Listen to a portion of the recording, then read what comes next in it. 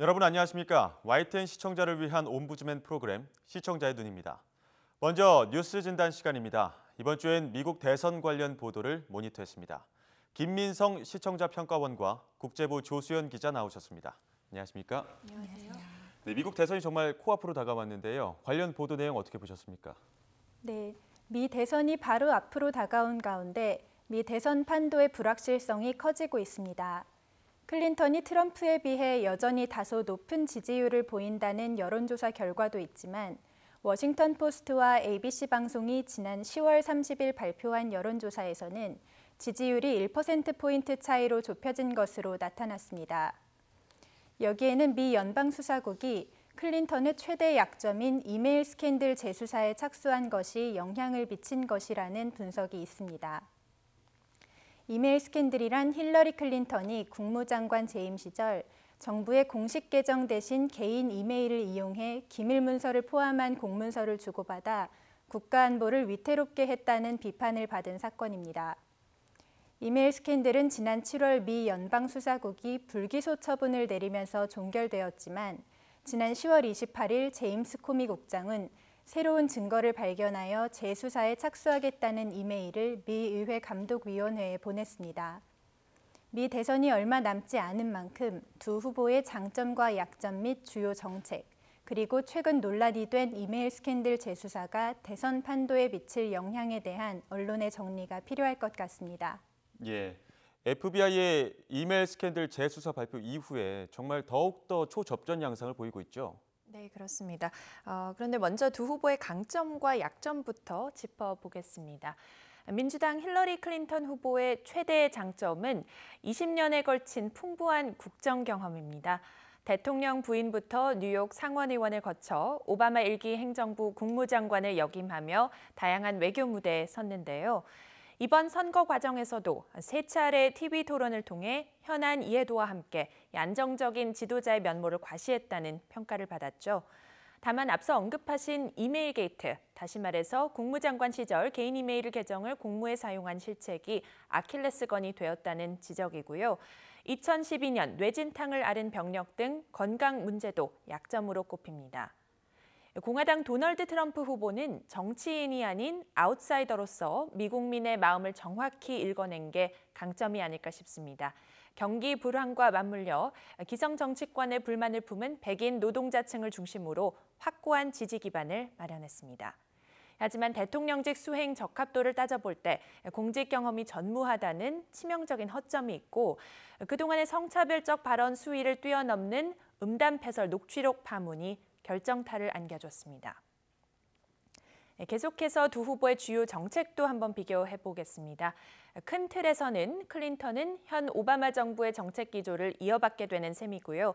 트럼프는 국제 질서를 주도해온 미국이 나아갈 방향의 격변을 예고하는 아메리카니즘을 천명했습니다.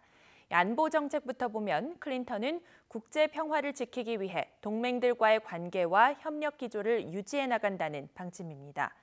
동북아에서는 한일과 손잡고 중국에 대항하는 동시에 북한에 대해선 비핵화가 이루어지기 전까지는 압박과 제재를 이어갈 것으로 보입니다. 반면 트럼프의 노선은 고립주의와 미국 우선주의로 요약할 수 있겠습니다. 미국이 손해보면서 세계 경찰이 될 수는 없다. 다른 나라 문제에 더는 개입하지 않겠다는 건데요. 우리나라를 비롯한 동맹국들에는 미군 주둔 비용을 더 부담해야 한다며 안보 무임승차론을 주장하기도 했습니다. 다음은 두 후보가 안보만큼 큰 대립각을 세워온 분야, 바로 이민 문제인데요. 우선 클린턴은 이민 사회에 대해 포용적인 입장을 고수하며 불법 체류자 문제 해결을 위해서 이민 개혁안을 최우선 과제로 꼽았습니다. 트럼프는 불법 체류자들이 미국인의 안보와 일자리를 위협한다며 강력한 이민 통제 정책을 시사했는데요. 멕시코 국경 장벽 공약도 이런 맥락에서 나온 겁니다. 경제 통상 분야에서는 누가 당선되더라도 미국의 국익을 앞세운 보호무역 강풍이 예상됩니다. 두 후보 모두 기존의 자유무역 협정 FTA를 재검토해야 한다는 입장인데요. 트럼프의 경우 모든 무역 협정을 재협상하겠다고 밝혀 전방위적인 통상 압력을 예고하고 있습니다. 국제사회에 영향이 닿을 분야를 중심으로 두 후보의 정책 살펴봤습니다만 다른 국내 현안도 간략히 정리해보면요. 클린턴은 부자 증세, 낙태 자유, 또 합리적 규제를 통한 총기 소유 제한을, 그리고 트럼프는 부자 감세, 총기 소유의 자유, 그리고 낙태 반대 등을 주장하고 있습니다. 이제 미국 대선 정말 코앞으로 다가왔습니다. 최근 등장한 이메일 스캔들 재수사 논란 등이 막판 판세를 얼마나 좌우할지 주목되는데 세기의 대결을 끝까지 지켜봐야겠습니다. 50개 주 전역의 투표 시작부터 마감까지 장장 24시간이 걸리고 개표 작업도 시차를 두고 순차적으로 진행되는데요. 경합 지역 상황에 따라 이르면 우리 시각 수요일 오전, 늦어도 수요일 저녁에는 당선자 윤곽이 드러날 전망입니다. 예, 아무래도 대선 결과에 따라서 한미 관계에도 큰 파장이 있지 않겠습니까? 네, 그렇습니다. 미 대선이 한미 관계와 대북 정책에 미칠 영향에 대해서도 주목할 필요가 있습니다. 미국의 차기 대통령이 결정되면 한미 간 외교나 안보 이슈, 경제 이슈 등에 있어 대외 관계의 새 국면을 맞이하게 됩니다.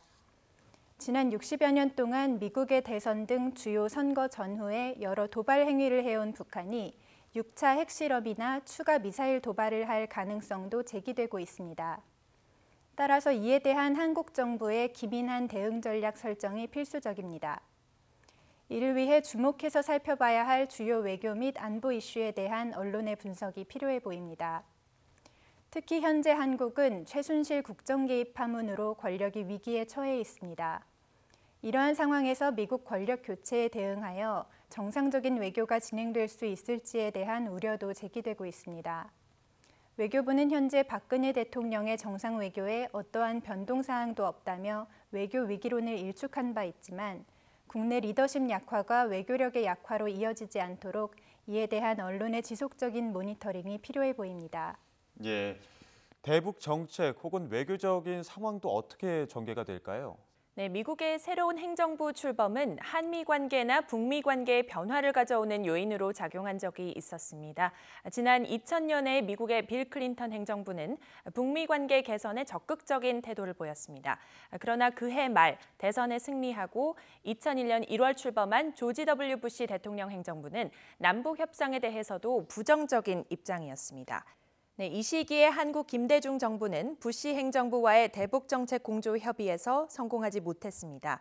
결국 2002년 제2차 북핵 위기가 터지면서 북핵 문제는 돌이킬 수 없을 정도로 악화하는 추세를 보였습니다. 2007년 이후 조지 W. 부시 행정부는 임기 말에 외교적 업적을 위해 북한과의 대화를 적극 추진하는 등 북핵 문제 진전에 대한 기대감이 있었습니다. 그러나 2009년 1월에 출범한 버락 오바마 행정부는 전략적 인내, 즉 북한에 대해 먼저 비핵화에 나설 것을 촉구하면서 북한의 정책 변화를 기다리는 소극적 강경 정책을 채택했습니다. 그렇지만 북한은 오바마 행정부 출범 이후에도 핵실험 4차례의 장거리 로켓이나 중거리 미사일 발사 도발을 수십 차례에 걸쳐 진행하면서 전략적 인내 정책은 북핵 문제 해결에 효과적이지 않았다는 평가가 나오고 있습니다. 이번 선거에서 민주당의 힐러리 클린턴 후보가 당선되면은 힐러리 클린턴 행정부는 전략적 인내 정책 기조를 유지할 것이라는 전망이 우세합니다. 그렇지만 전략적 인내 정책은 북핵 문제 해결에 도움이 되지 않았다는 평가가 많은 만큼 한국 정부는 새로 출범하는 클린턴 행정부와 긴밀한 협의를 통해서 한미 양국이 힘을 합쳐 북한이 비핵화에 나서게 만드는 정책 마련에 나설 필요가 있겠습니다. 만약 도널드 트럼프 후보가 당선되면 매우 다른 대응을 해야 할 것으로 보입니다. 트럼프 후보는 주한미군의 방위비 분담 문제와 관련해서 한국 정부가 방위비를 분담해야 한다는 주장을 해왔습니다. 한국 정부는 이미 50%의 분담금을 내고 있기 때문에 트럼프의 주장은 잘못된 것이고 한미 동맹을 위협할 수 있는 문제의 발언입니다. 따라서 한국 정부는 트럼프 진영과 긴밀한 협의를 통해 방위비 분담 문제가 한미 동맹을 약화하는 요소가 되지 않도록 특단의 노력을 전개할 필요가 있습니다. 트럼프는 또 북한 김정은과도 만날 수 있다고 말했습니다. 한미 간의 사전 조율이나 협의가 이루어지지 않은 상황에서 북미 정상회담이 이루어질 경우 북핵 문제 해결은 물론 남북 관계 등 한반도 주변 정세에 중대한 차질이 발생할 수 있습니다.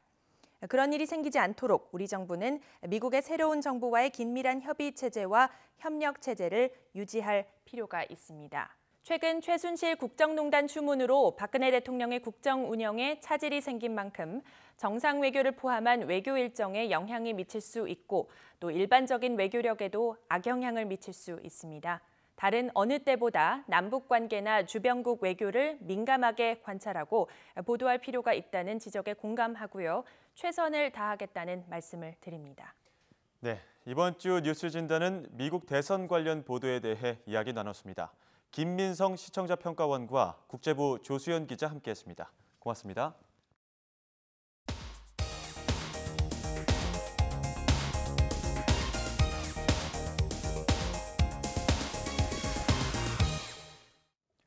지상파 DMB 채널인 YTN DMB 프로그램을 평가하는 내가 본 YTN 순서입니다. 이번 주엔 지난 10월 27일에 있었던 YTN DMB 10월 시청자위원회 소식을 전해드리겠습니다. 겹치는 부분이 상당히 많습니다. 저는 10분 동안에 이 무리한 주제를 소화시키는 것이 좀 안쓰러웠습니다. 그리고 사실은 굉장히 재밌게 봤어요. 그리고 외국인이 진행하는 것도 아주 신선하고 좋았습니다. 그리고 거의 피부색만 다르지 정말 말도 잘하고 우리 문화를 저렇게 잘할 수가 있을까 깜짝 놀랄 정도로 능숙하게 그걸 진행하는 걸 보고 깜짝 놀랐습니다. 그래서 굉장히 그건 좋았고요. 개인적으로 혹시 그 말 억양 말투가 좀 어색하다면 자막으로 좀 처리하면 안 됩니까? 그 자막으로 해서 그때 좀 어색한 그 부분만 자막으로 처리하면 충분히 소화를 시킬 수 있을 거라는 생각이 들었고, 시청자 대상을 좀 분명히 했으면 좋겠다. 애국이면 애국인, 내국이면 내국인. 이게 두 가지 컨셉이 합치다 보니까 이게 구석구석인지 아니면 유명 어떤 관광지를 소개하는 것인지 이게 애매한 거예요. 차별화 포인트로 제시하셨던 여러 가지 포인트들이 잘 녹아들었을까? 뭐 6시 내 고향 아니면 무슨 다른 프로그램에서 나오는 동네 풍경, 뭐 시장 풍경을 이렇게 표현하는 데 그치지 않았나라는 생각도 들더라고요. 미션을 수행하는 부분들이 많이 나오던데요. 강화도뿐만 아니라 여러 가지 편에서 그런 그 수행하면서 그 프로세스들이 타 방송사들 연예 오락 프로그램에서 했던 뭐 이런 거 미션을 틀리면 뭐 밥을 안 준다거나 식상한 내용들 뭐 그런 내용들을 아주 끼워 맞추기 식으로 좀 넣지 않았나라는 생각도 들고요. 저는 이제 인터넷 홈페이지에서 1편부터 이제 9편까지 이제 다 봤는데요. 그러니까 포맷이 똑같아요. 그러니까 뭐 체험, 명소, 뭐 시장, 뭐 이제 사람 혹은 삶 이렇게 얘기를 할 수 있겠죠. 음식, 뭐 이제 너무 비슷하게 나와가지고 이제 하여튼 다른 프로그램하고 차별화는 좀 잘 이루어지지 않았다. 그래서 이제 만약에 저한테 이제 제안을 하라고 한다면. 일종의 이제 그 주제 혹은 테마를 가지고 방문지를 찾아보는 건 어떨까 하는 생각이 듭니다. 뭐 예를 들어서 그림 속의 그곳, 뭐 우리나라 이제 뭐 옛날 그림도 있을 거고 현대 그림도 있을 거고 그래서 뭐 그림 속의 그곳 해가지고 이제 거기 찾아가 가지고 본다든지 아니면 뭐 영화 속의 그곳, 물론 이제 이런 포맷을 뭐 썼던 때도 있을 것 같긴 합니다만 그런 식으로 조금 이렇게 각 회별로 테마 혹은 뭐 주제 이런 게 좀 다르면 어떨까 하는 생각이 들었습니다. 그래서 그러면 이제 좀 참신성, 여기 이제 이 프로그램에서 얘기하는 참신성이라는 게 좀 살아날 수 있지 않을까 하는 생각이 들었습니다. 이 프로그램을 통해서 뭐 한국식 문화 콘텐츠를 육성을 하고 외국인 MC가 한국의 구석구석을 들여다봄으로써 다른 여행 프로그램과의 차별화를 이루겠다 이런 의도에서 만들어진 것 같습니다. 그런데 과연 그 차별화가 이루어졌느냐? 뭐 방금 우리 박 의원님, 권 의원께서도 말씀하셨지만은 타 방송사하고 거의 뭐 다른 게 없지 않나라는 생각이 좀 듭니다. 특히 외국인 MC를 이제 사용을 해서 뭐 이렇게 그 프로그램을 이제 진행해 나갑니다만 외국인 MC가 나오는 그 프로그램 많죠. 뭐 다른 방송에서도 직접 뭐 1박 2일 뭐 체험하는 그런 프로그램도 있고. 그래서 과연 외국인만 들어와서 이것이 차별화가 되는 것인가? 우리 한국 사회가 갖고 있는 다양한 사회 문제를 고발하고 또 개선하고 대안을 만들고 또 그러면서 재미도 있어야 되고 또 공정성도 있어야 되고 상당히 어려운 것 같습니다. 제가 위원장으로 있으면서 과연 YTN과 YTN DMB를 얼마나 이해하고 언론의 어떤 그 종사하시는 분들에 대한 시각 얼마나 이해했는가. 한국 사회가 갖고 있는 문제, 특히 젊은이의 일자리가 문제가 많은 것 같은데 일자리 창출에 기여하는 그런 걸 많이 해보고 싶었고 단순히 문제점을 지적하는 것이 아니라 뭐 대안을 제시하고 어떤 비전을 제시하는 그런 언론상을 찾고 싶고 그거에 대한 대안을 찾고 싶었는데 사실은 중간에 몇 번 시도를 해봤지만 한계를 많이 느끼고요. 이렇게 많은 시간에 좋은 분들이 와서 또 시간을 많이 할애하는데 이것이 건설적이고 발전적이었으면 좋겠다. 단순한 요식행위가 아니라 구석구석 안 가본 곳, 그 다음에 또 이제 다시 오고 싶은 대한민국, 가보고 싶은 대한민국 해서 외국인을 또 대상으로도 한 것 같은데 사실 그 투 컨셉이 어떻게 보면 조금 충돌이 되는 면도 있는 것 같아요. 외국인 입장에서는 그나마 우리 쪽에 좀 유명한 곳들이 소개가 먼저 돼야 될 것 같은데 또 여기서 또 구석구석 가다 보니까는 또 세세한 곳을 봐야 되고 그래서 그 부분이 조금 어느 정도 좀 절충을 해서 가장 유명한 곳 하나 정도는 뭐 프로그램 소개에 뭐 들어가도 괜찮을 것 같다라는 생각을 했고요. 어차피 지금 이 모든 기획 의도를 사실 10분 안에 다 포함시키기는 어려울 것 같고 가장 중요한 것은 한번 시청자들로 하여금 가보고 싶다. 한번 저거 나도 저희가 저거 한번 먹어보고 싶다. 이런 생각이 들게 한다면 뭐 목적은 달성한 게 아닌가 그런 생각이 들었습니다. 좋았던 점은 강화도나 수원 행궁, 정조 뭐 등등 할 때 이제 거기에 역사적인 내용을 좀 설명을 해주고 특히 문화 해설사라든지 지역 해설가들이 나와서 같이 설명을 해줬을 때 심지어 저 한국인인데도 불구하고 상당히 배우는 것도 많았었거든요. 그래서 그런 부분도 좀 더 앞으로 보강을 하면 좋을 것 같고요. 그거 외에 이제 설화나 동화, 그러니까 지역과 연관된 그런 어떤 스토리를 좀 더 보충을 하셔서 내용을 좀 풍부하게 해주시면은 오락적으로뿐만 아니라 교육적으로도 상당히 좋은 프로그램이 될 수 있을 거라고 생각을 합니다.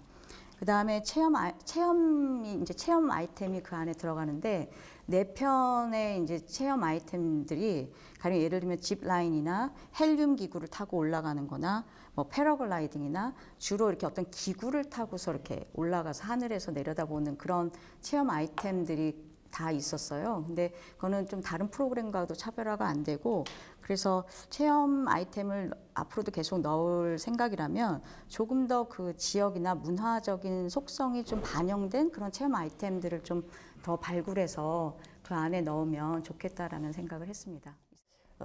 이게 이제 프로그램 제작 과정에 그런 기대를 어떻게 충족할 것인가 이게 이제 굉장히 중요한 과제로 나설 수밖에 없는 그런 이제 제목상의 문제가 있는 것 같고 지금 위원님들께서 많이 말씀하신 게 결국 이제 그런 문제가 아닌가 그렇게 생각이 듭니다.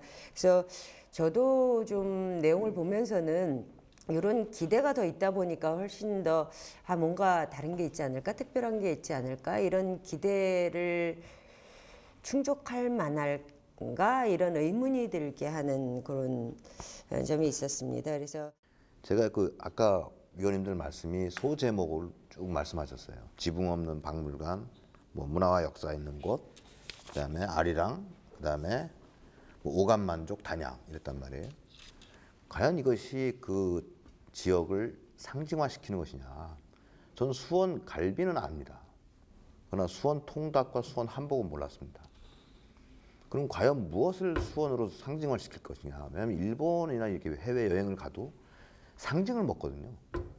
맛 별로 그렇게 차별화가 있겠지만은 외국 음식이니까 차별성이 있지만은 그렇게 뭐 또 먹고 싶다 이거보다는 여기 왔을 때 내가 어떤 걸 막 상상을 한단 말이죠. 그래서 이런 것들을 하려고 했던 게 아니었나 그 소제목이.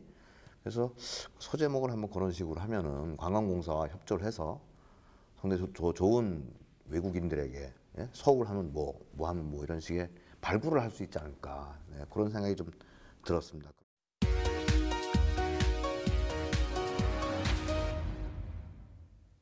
이번 순서는 시청자들의 지적사항을 정리한 모니터 보고 시간입니다. YTN 뉴스를 시청하다 보면 발언의 주체 표시가 필요한 자막이나 정확한 시기 표시가 누락된 자막이 종종 나타나는데요. 시청자들은 좀 더 세심한 주의를 당부했습니다.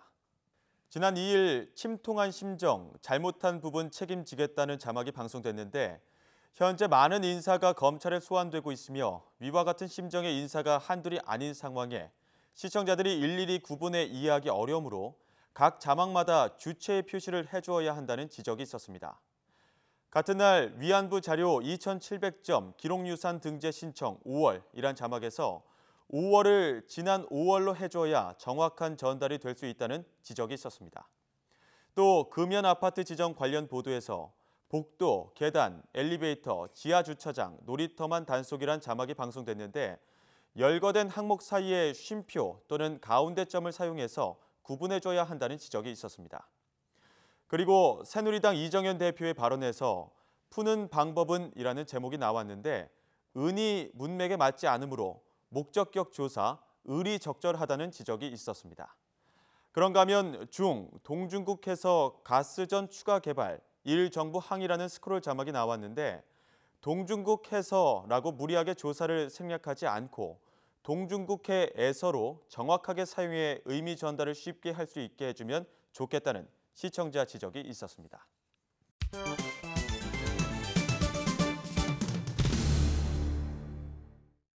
언론 전문가로부터 우리 언론의 문제점과 발전 방향 등을 들어보는 매체 비평 시간입니다. 오늘은 최은경 한양대학교 교수로부터 우리 사회의 문제 해결에 꼭 필요한 뉴스라는 주제의 논평을 들어보겠습니다. 지난 24일 박근혜 정권의 비선 실세 의혹이 보도됐습니다. 국정에 개입했던 최순실 씨와 관계자들의 행적이 하나씩 드러날 때마다 국민들은 대통령과 현 정부에 속았다며 허탈해하고 분노했습니다. 대학가와 노동계의 시국 선언도 잇따르고 있으며 중고등학생부터 일반인들까지 이른바 최순실 게이트를 비판하고 있습니다. 지난 주말 성난 시민들은 대통령 퇴진을 요구하는 집회를 열기도 했습니다. 검찰은 특별수사본부를 꾸려 의혹의 중심에 있는 미르재단, K스포츠재단을 수사하기 시작했습니다. 국회는 거국 중립내각을 논의하면서 현안에 대한 대정부 질문을 하고 있습니다. 언론 역시 특종과 단독보도 경쟁을 하며 참과 거짓조차 구분하기 어려운 의혹들을 폭로하기에 분주해 보입니다. 예컨대 많은 언론에서 시시각각 다양한 사건들을 발표하다 보니 사건을 총체적으로 분석하고 해설하는 보도는 찾아보기 힘들었습니다. 이것은 2014년 4월 온 국민이 시리와 절망에 빠졌던 세월호 참사 당시 언론의 모습과 유사해 보입니다. 당시 언론은 시청률과 취재 경쟁 때문에 보도 준칙과 윤리 원칙을 무시했고 서로 연대하고 협력하기보다 자극적이고 선정적인 이미지와 이슈 위주로 보도했습니다. 또한 의혹의 일부를 가지고 논쟁을 키우다 보니 일부 언론은 국민이 알고자 했던 사건에 관한 소식을 보도하지 않거나 확인되지 않은 사실을 소문과 전하기도 했습니다. 결국 국민들은 자사의 이해관계와 현실에 타협한 언론인을 불신했고 언론에 등을 돌리기도 했습니다. 안타깝게도 최순실 게이트가 폭로된 이후 언론은 같은 실수를 되풀이하고 있는 것은 아닌지 묻고 싶습니다. 확인되지 않은 파편적 현상에 집착하고 사건의 본질에서 벗어나는 이미지만 생산하는 보도는 국민이 바라는 뉴스가 아니기 때문입니다. 최근 언론은 최순실 모녀의 사생활, 가족사, 패션과 종교, 또한 비전문적이고 부적절한 주변인에 대한 주장과 소문을 위주로 사건을 확대시키고 있습니다. 그러다 보니 국정농단을 주도한 최순실 씨를 처벌하면 문제가 해결되는 것처럼 비춰지기도 합니다. 현 정부가 국민을 섬긴 것이 아니라 국민을 우롱했다는 식의 분노를 확산시키는 뉴스 프레임도 문제로 발견되었습니다. 예컨대 감정에 호소하는 표현과 이미지가 반복적으로 재현되다 보니 국민이 정작 알고 싶고 알아야 하는 것과는 거리가 먼 뉴스가 생산되고 있는 것입니다. 게다가 이미 현 정부 출범 이후부터 행해진 주요 정책 성과를 비선실세와 연관지어 보도하다 보니 진실을 알고 있는 공직자와 정치인들은 무조건 정부와 거리를 두며 모르쇠로 일관하고 있습니다. 즉, 논리와 증거로 잘못된 주장을 지적하거나 다양한 관점에서 냉철하게 분석하는 뉴스를 찾아보기 힘들었다는 것도 아쉬웠습니다. 사실 앞으로 해결해야 할 의혹이 많습니다. 때문에 언론이 의혹과 소문에 의존하며 감정에 호소하면 할수록 국민과 국가 사이의 갈등은 깊어지고 불신은 커질 수밖에 없습니다. 결국 우리 사회가 직면한 문제의 해결이 더 어려워질 수도 있는 것입니다. 국민은 국가 비리 진실을 알 권리가 있습니다. 정경유착의 의혹부터 부패 공무원, 그리고 비선실세의 부당한 권력 남용에 대한 의혹들 모두 명명백백하게 밝혀져야 합니다. 물론 정부와 검찰, 그리고 국회의 협조 없이는 진실 규명이 불가능하다는 것도 잘 알고 있습니다. 때문에 정부와 국가 권력기관을 믿고 기다릴 수밖에 없습니다. 그러나 무엇보다 국민의 편에서 끝까지 진실을 탐구하겠다는 언론의 의지가 절실할 때입니다. YTN 역시 우리 사회의 문제 해결에 꼭 필요한 올바른 뉴스를 전달하는 전달자가 되길 진심으로 바랍니다. 시청자의 눈은 시청자 여러분의 참여를 기다리고 있습니다. YTN 홈페이지 시청자 의견 코너에 글을 남겨주시면 좀 더 정확하고 공정한 방송을 만드는 데 참고하겠습니다. 이번 주 순서는 여기서 마치겠습니다. 고맙습니다.